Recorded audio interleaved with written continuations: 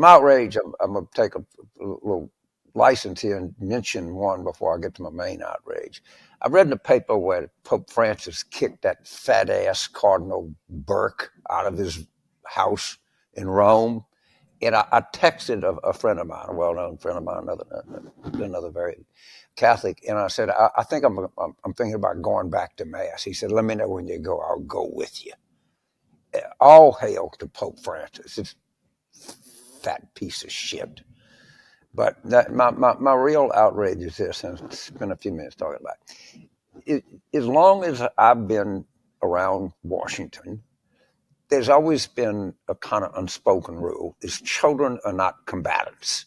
You leave people's kids out of it. And you and I, Judy and Mary, we have some experience with this, because if you are a well-known person, you're right, your kids get to go to the front of the line in Disney World, or you get to go to vacation in Europe and a good table in a restaurant. But there's a lot of angst for young people with well-known parents, and it's just uncomfortable for some of them. But you don't use it. Rush Limbaugh famously attacked Chelsea Clinton, but that's Rush Limbaugh to give you an idea of the quality of human being that does this. But Mike Johnson has done something that I find, and I'm going to stay on this, I find repugnant. He's using his children as props in his war on women. Now, first of all, he has a daughter. He takes a picture of her with him signing the purity of the chastity pledge. I mean, I think these are some of the most destructive things that you can imagine. But about parental rights, if somebody wants to raise their child that way, they have perfect right to do that. Don't put the child front and center in your war. Then he famously has a 17-year-old son. Okay, he has something called covenant eyes, where they get to spy on each other's computer habits, so they know that they're not watching porn. I think at the core of this, he's trying to convince this 17-year-old not to. You can imagine what I'm getting ready to say, so I'll just leave it unsaid. And it's like you're using your children as political props for your war on females.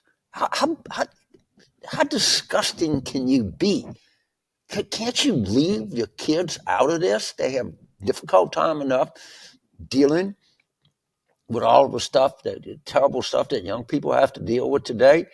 And you do this, and it really goes to the heart of what kind of human being you are. And frankly, you're just not a very good human being.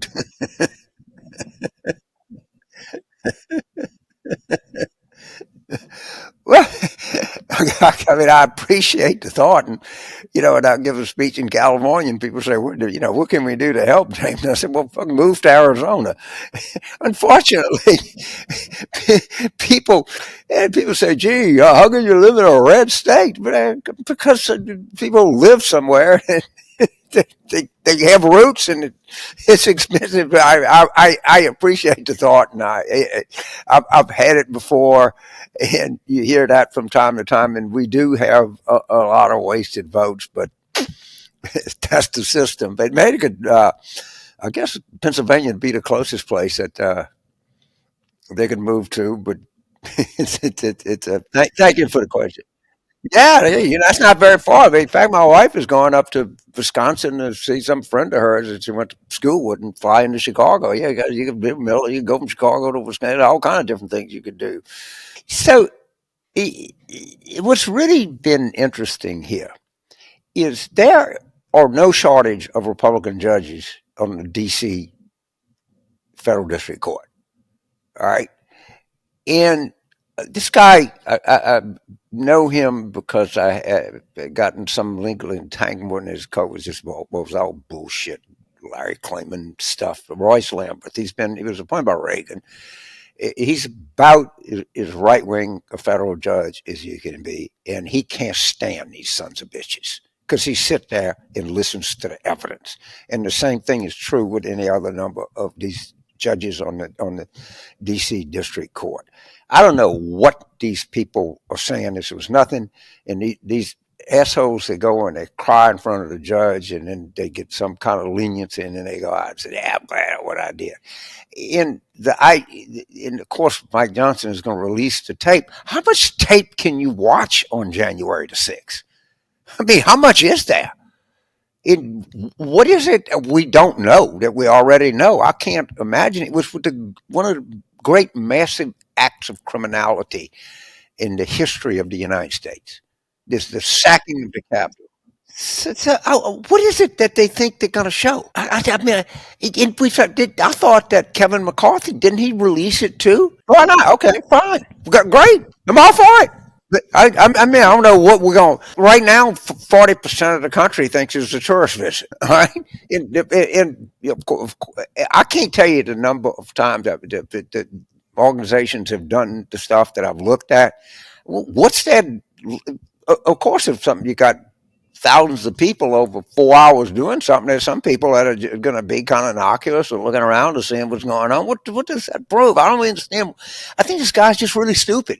I think we so resist stupidity is what's driving this, that we think there's some kind of ulterior or something they're doing. I just think they're just stupid. That's my explanation.